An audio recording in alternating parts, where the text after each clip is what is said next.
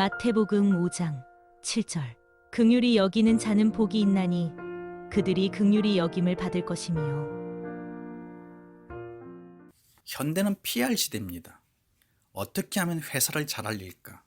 어떻게 하면 교회를 잘 알릴까? 어떻게 하면 우리가 개발한 제품을 사람들에게 잘 알릴까? 노력들을 하죠.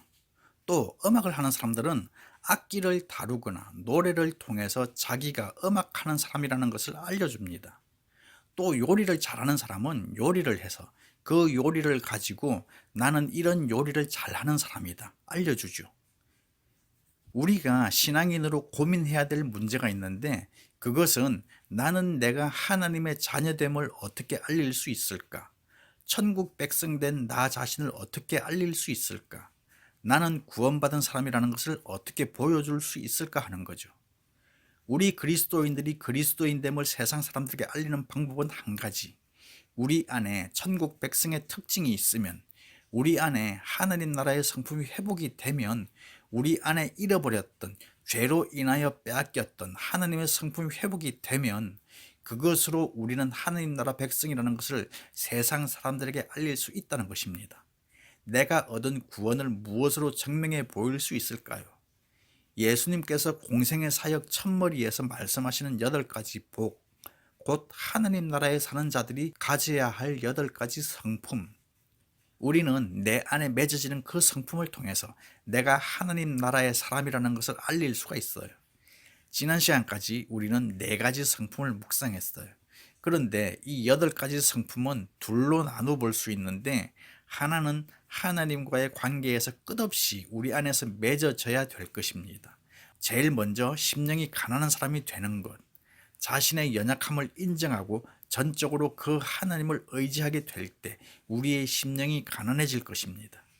애통하는 마음을 갖는 것, 자기의 연약함, 자기의 부족함, 자기의 허물, 마음은 원하지만 행하지 못하는 자신의 무기력함 때문에 애통하는 마음, 예수님의 온유하심, 그것을 본받아 온유하기를 바라는 나의 모습, 그리고 의에 줄이고 목마른 자의 모습, 하나님을 갈망하고 하나님을 사모하고 하나님 나라를 사모하고 하나님의 말씀을 사모하는 그와 같은 마음, 이것들은 다 하나님과 나와의 관계죠.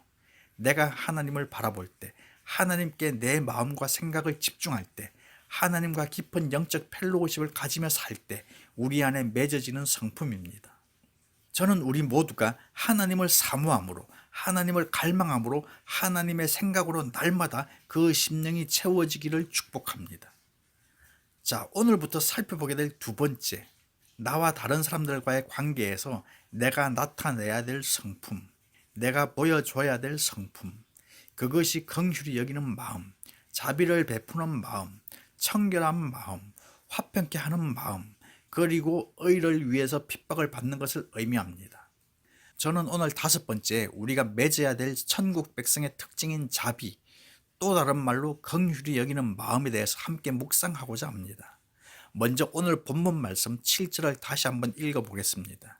긍휼히 여기는 자는 복이 있나니 그들이 긍휼히 여김을 받을 것이며.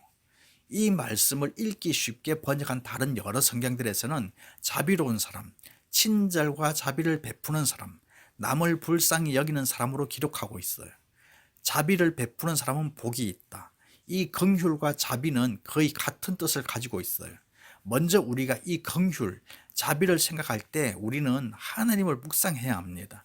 특히 하나님께서 인간을 바라보실 때 그분이 가지고 계신 기본적인 마음의 태도, 그분의 눈에 담겨 있는 기본적인 것, 그것이 뭐냐면 긍휼히 여김이라는 거예요. 하나님이 우리를 보실 때 나를 정죄하시는 마음으로 나를 비판하시거나 나의 허물과 죄와 실수를 끄집어내시거나 하는 이러한 눈으로 우리를 보지 않으신다는 거예요.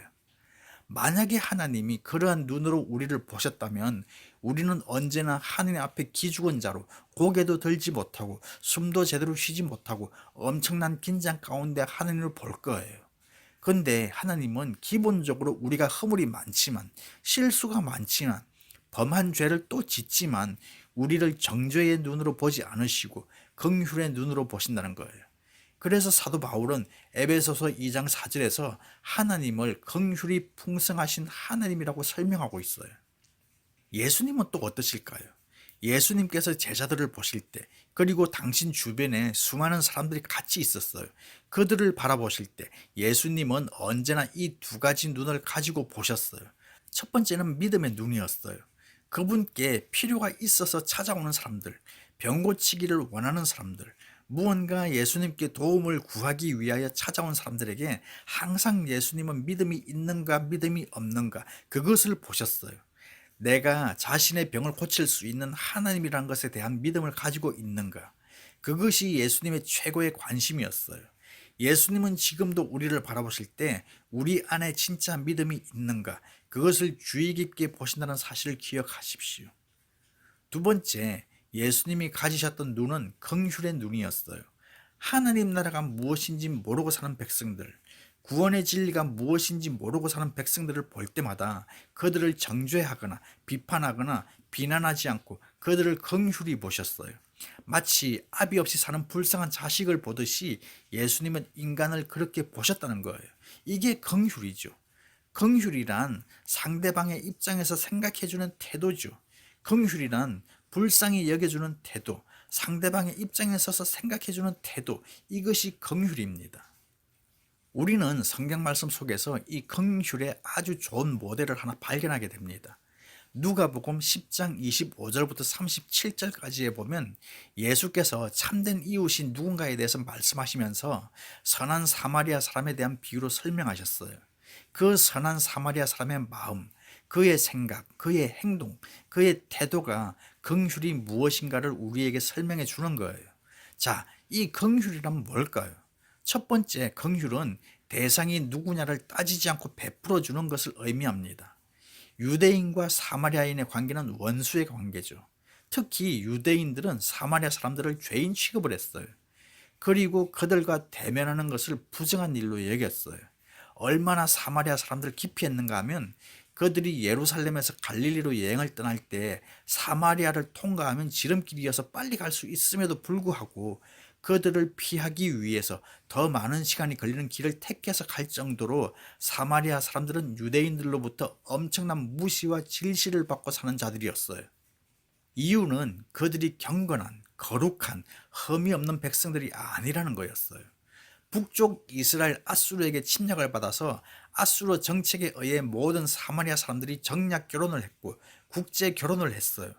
그래서 순수한 유대인의 혈통이 많이 없어졌다고 유대인들이 생각하는 거예요. 그래서 지옥의 불시로 생각했어요. 자, 그런데 여리고로 여행을 가는 중에 이 유대인이 강도를 만나서 옷을 빼앗기고 가방을 빼앗기고 속옷만 입은 채로 엄청나게 두들겨 매를 맞고 피를 흘리며 신음을 하며 길 모퉁이에서 죽음을 기다리고 있는 거예요. 그 길을 제사장이 지나갔어요. 레위 사람이 지나갔어요. 그리고 사마리아 사람이 지나갔어요. 사마리아인의 입장에서 보면 죽어가는 유대인을 볼 때 이렇게 생각할 수 있었을 거예요. 꼴 좋다. 모든 유대인들은 다 저렇게 죽어가야 돼. 그래서 그 신음하는 유대인 앞에 가서 제일 아픈 데가 어딘지 살펴보고 그 아픈 데를 한 번 더 밟고 지나갈 수 있었을 거예요. 그 정도로 한이 맺힌 관계였어요. 한국과 일본처럼. 그런데 놀라운 사실은 유대인들이 그런 사람이었음에도 불구하고 이 사마리아 사람의 마음에 어떤 마음이 들었는가. 누가복음 10장 33절에 보면 그를 보고 불쌍한 마음이 들었다고 했어요. 이것을 성경은 긍휼히 여기는 마음이라고 말하는 거예요. 상대방이 누구냐보다 중요한 것은 상대가 처한 상황이 무엇인가, 상대방이 어떤 사람이냐보다 중요한 것은 상대방이 겪고 있는 고난이 무엇인가, 긍휼히 여기는 사람에게는 그것이 더 중요하다는 거예요. 우리가 북한을 돕는 일 때문에 늘 두 큰 이론이 있어요. 여당과 야당의 태도가 다르고 교회 안에서도 진보적인 교회와 보수적인 교회가 생각을 달리하죠. 북한을 도와야 한다. 도와서는 안 된다. 그러나 어떤 이유든지 간에 성경적인 근거로 이 긍휼히 여기는 마음으로 생각해 보면 김씨 정권이 아무리 미워도, 그가 아무리 잘못된 정책을 펴서 백성들이 그렇게 고통을 당한다 할지라도 우리는 그 사람이 북한 사람이다, 김씨 정권 때문에 안 된다, 그걸 생각하고 판단하는 것이 아니라 그들이 당하고 있는 고난, 그것만 생각하고 도움을 주는 것, 이것을 긍휼이라고 말하는 거예요. 두 번째, 긍휼을 베푼다는 것은 자신의 이익을 생각하지 않고 베푸는 것을 말합니다. 이 선한 사마리아인은 단순히 쓰러져 죽어가는 유대인을 보고 불쌍히 여기는 마음을 가진 게 아니었어요. 당시에 그 사람들이 즐겨 사용하던 치료 방법을 동원했어요. 자기가 가지고 있던 올리브 기름을 꺼내서 아픈 상처에 기름을 발라줬어요. 자기가 먹기 위하여 가지고 있었던 포도주를 꺼내서 그 사람에게 발라주었어요. 그리고 자기 나귀에 그 사람을 태워서 가까운 여관에 데려다 주었고 숙박비를 주었고 주인에게 당부하기를 이 사람이 회복되기를 도와주시면 내가 돌아오는 길에 나머지 모든 돈을 갚겠습니다. 그런 거예요. 이 사마리아인은 유대인을 도와줄 때 자기의 대가를 기대하지 않았어요. 아무 조건 없이 죽어가기 때문에, 불쌍하기 때문에, 연약하기 때문에 도움을 베풀었어요. 내가 이 선을 행하는 일로 인해서 어떤 유익이 올까 그걸 생각하지 않았다는 거예요. 내가 도움을 줌으로 어떤 대가가 나에게 올 것인가 그걸 기대하지 않았다는 거예요. 긍휼은 대가나 자기 이익을 기대하지 않고 무조건적으로 베풀어 주는 거예요. 이것을 긍휼이라고 말하는 거예요. 교회 생활을 오래 하다 보면 종종 남한테 좋은 일 하고 시험에 드는 사람이 있어요. 여러분 중에 그런 분이 없기를 바랍니다. 남을 위하여 좋은 일하고 시험 드는 사람들이 왜 시험에 들까? 거기에는 자기 이익이 있었고 자기 계산이 있었고 자기 대가가 있었던 거예요. 그럴 바엔 차라리 돕지 않는 게 나을지도 모르죠. 하나님은 정말로 우리가 긍휼의 사람이 되기를 원하십니다. 내가 이렇게 당신을 도와주었는데 이럴 수가 있어? 배신. 그러고 엉뚱한 죄를 짓게 되는 거죠. 그래서 오른손이 한 일을 왼손이 모르게 하라는 말씀에 영적 이유가 있는 거예요. 내가 누구에겐가 베풀었던 것, 도움을 주었던 것, 어려울 때 힘이 되어 주었던 것, 그것을 다 잊어버려야 되는 거예요. 그러면 시험에 들 일이 없어요. 참된 긍휼이란 무조건적으로 섬기는 것이죠. 세 번째, 참된 긍휼은 행동으로 보여주는 거예요. 이 사랑이라는 것은 긍휼히 여기는 마음에서 나오는 거예요. 사랑이라는 것은 긍휼의 외적인 표현이라고 말할 수 있어요. 하나님께서 우리를 구원하시기 위해서 십자가를 지셨어요. 하나님으로서의 모든 영광을 포기하고 인간으로 오셨어요. 감당하기 어려운 십자가의 고난, 십자가의 죽음을 당하셨어요. 우린 이것을 가지고 하나님의 사랑이란 말하는 거죠. 하나님이 우리를 위하여 당신의 영광을 포기할 수 있었던 것은 우리를 향하신 긍휼히 여기는 마음이 있었기 때문이셨어요. 우리를 위하여 십자가에서 대신 죽으실 수 있었던 것은 우리를 향하신 그분의 긍휼하심이 있었기 때문에 가능한 것이었어요. 그러므로 긍휼이라는 말은 단순히 내가 불쌍히 여기는 마음을 의미하는 것이 아니라 그것이 사랑이라는 행동으로 표현되는 것, 이게 진짜 긍휼입니다. 긍휼은 명사가 아니라 동사입니다. 사랑은 명사가 아니라 동사예요. 이게 사마리아인을 통해서 하나님이 우리에게 보여주시는 거예요. 불쌍히 여기는 마음, 그리고 그에게 대가 없이 자기의 필요와 물건들을 나누어 주는 것, 그리고 그를 데리고 살 수 있도록 여관으로 이끌어 가는 것, 행동으로 보여주는 사랑의 모습, 이게 긍휼이라는 것입니다. 하나님이 긍휼의 상징이듯이 그리스도인들은 긍휼의 상징이 되어야 합니다. 그러면 이렇게 긍휼을 베푸는 사람들에게 예수님은 어떤 약속을 주셨는가? 자비를 베푸는 자들에게 주시는 약속은 자비를 받을 거라는 거예요. 7절 말씀 다시 한번 읽어보겠습니다. 긍휼히 여기는 자는 복이 있나니 그들이 긍휼히 여김을 받을 것이며, 두 가지가 있는데 하나는 사람으로부터 자비를 받을 것이다.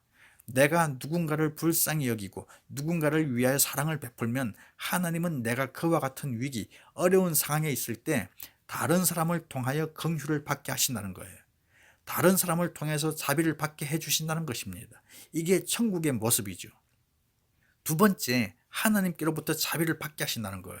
어떤 자비냐? 언젠가 우리는 천국에 갈 것입니다. 그리고 예수 그리스도 그분 앞에 우리의 삶을 심판받을 때가 있을 거예요. 그때 우리는 긍휼이 풍성한, 자비가 풍성한 심판을 받게 하신다는 거예요. 지금 내가 예수님 앞에 섰다고 한번 상상을 해보세요. 너 지난번에 몇 년도에 범했던 죄를 10년 지나니까 또 범했더라. 몇 년 지나니까 또 범했더라. 그 죄가 그렇게 좋더냐?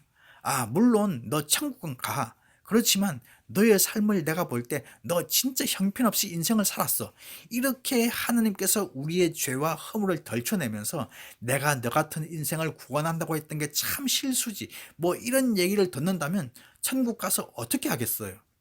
영원히 천국에서 살 텐데 주님만 쳐다보면 엄매 기죽어 고개 돌리고, 왜? 또 옛날에 허물 얘기하실까 봐. 그런데 예수께서 우리에게 긍휼이 있는 심판을 받게 하신다는 거예요. 너가 연약하지만 믿음을 지키느라 고생했구나. 실수가 있고 허물이 있었지만 그래도 너가 하나님 앞에 바로 살려고 애쓰는 모습이 나한테는 더 좋아 보였더라는 거죠. 이게 긍휼히 여기는 마음입니다. 저는 우리 모두가 사람들로부터도 긍휼히 여김을 받기를 축복합니다. 그리고 하나님께로부터도 긍휼히 여김을 받으며 살기를 축복합니다. 자, 그러면 우리가 이 긍휼을 베푸는 사람이 되기 위해서는 어떻게 살아야 될까? 오늘 이게 중요한 말씀입니다.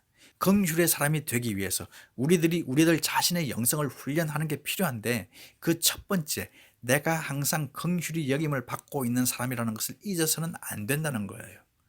하나님께로부터 내가 그 긍휼히 여김을 지금까지도 그리고 앞으로도 계속 받을 것이다, 이 사실을 기억하라는 거죠.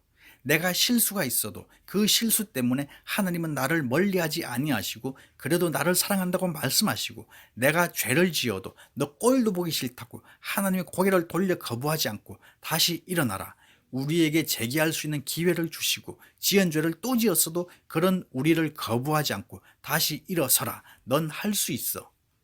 우리가 하나님의 그러한 긍휼하심 때문에 오늘도 이렇게 그분 말씀 앞에 나오는 거예요. 나는 하나님께로부터 긍휼의 여김을 계속해서 받고 있는 사람이다, 이것을 기억해야 한다는 것이죠. 두 번째, 긍휼을 베푸는 사람이 되기 위해서 우리는 타인의 필요에 민감해야 합니다. 긍휼히 여기는 사람은 절대 타인을 무시하지 않아요. 긍휼히 여기는 사람은 타인에 대하여 무례하지 않아요. 혹여 나로 하여 상처받지 않을까, 혹여 나로 하여 저 사람이 힘들어하지 않을까, 혹여 나로 인하여 저 사람이 믿음이 떨어지지는 않을까, 타인에 대하여 민감하게 반응하는 거예요. 세 번째, 긍휼을 베푸는 사람이 되기 위해서 우리는 정죄하거나 비판하는 일에 빠져서는 안 된다는 것입니다. 정죄는 긍휼과 적입니다. 비판과 비난도 긍휼과 적입니다. 정죄와 비판과 비난은 사탄적인 특성을 가지고 있어요. 우리가 지옥 가면 온통 정죄하고 비판하는 사람들로 가득 찼다는 사실입니다. 자기네끼리 어쩌다 지옥 왔어? 물으면 난 이런 짓 하다 저런 짓 하다 왔다고. 그러면 그러니까 지옥에 오지 말이야. 자기도 왔으면서 정죄하고 비판하는 거예요. 그런데 천국은 달라요. 긍휼히 여기는 사람들로 가득 찼어요. 내가 이렇게 허물이 있었는데도 날 천국으로 보내주셨네요, 그러는 거죠. 그렇다고 또 어디 가서 우리 김 목사님이 그러는데 그러면서 지옥이 어떻고 천국이 어떻다더라 그러시면 안 돼요. 정말 그러시면 저는 이단되는 거예요. 또 부부 사이에서도 긍휼히 여기는 마음이 절대로 필요하죠. 반찬이 짜네, 싱겁네, 어제 반찬 또 나왔네 이러면서 아내에 대해서 끝없이 지적하고 정죄하고 비판하면 그 집은 지옥이 되는 거예요. 돈을 왜 이거밖에 못 벌어와, 양말은 왜 통에 안 넣고 방바닥에 던져, 이러면서 남편을 끝없이 지적하고 정죄하고 비난해 보세요. 그 부부 사이엔 절대 행복이 없어요. 우리 남편 집안 식구 먹여 살리느라 얼마나 고생이 많은지, 아내가 남편을 볼 때 긍휼히 여기는 마음이 생기면 그때부터 진짜 사랑이 시작되는 거예요. 저 남자 때문에 내 인생 이렇게 됐다고 그런 눈으로 계속 바라보면 죽을 때까지 정죄하다 끝나는 거예요. 남편들이 아내를 볼 때 부족한 나한테 시집와서 이렇게 나를 위해서 자식들을 위해서 희생해주고 헌신해주고 참 우리 아내 불쌍하지. 남편이 그 긍휼히 여기는 마음을 가지면 그때부터 진짜 아내 사랑이 나오는 거예요. 결혼한 사람들, 부부지간에 이런 긍휼이 있기를 축복합니다. 교회에서도 마찬가지죠. 교회를 비난하고 비판하고 정죄하는 태도, 그것은 결코 옳지 않아요. 목사가 교인들을 비판하고 교인이 목사를 비판하는 일은 성경적인 태도가 아님에도 요즘 교회가 그게 참 많아요. 목사는 성도를 긍휼히 여기고 성도는 목사를 긍휼히 여기고, 이게 천국인 거죠. 여러분이 저를 볼 때 긍휼히 여기는 마음이 있어야 돼요. 한 영혼이라도 구원시키겠다고, 한 영혼이라도 변화되는 걸 보겠다고, 은혜 받는 걸 보겠다고 참 힘들게 하는 거 보면 불쌍해. 이런 마음을 가져야 돼요. 저는 또 여러분을 볼 때 이 험한 세상 살아가느라 얼마나 고생이 많을까, 이런 마음이 드는 거예요. 여러분이 긍휼이 많은 백성이 되기를 축복합니다. 정죄와 비판과 비난, 이것은 우리에게 어울리지 않아요. 하나님처럼 우리도 긍휼이 풍성한 사람, 긍휼이 풍성한 가정, 긍휼이 풍성한 교회가 되려면 일단 우리 안에서 이와 같은 정죄와 비판과 비난 이런 것들이 없어져야 돼요. 그래야 내가 긍휼히 여기는 사람으로 성장할 수 있다는 것이죠. 마지막으로 긍휼을 베푸는 사람이 되기 위해서 긍휼을 얻기 위하여 기도해야 한다는 것입니다.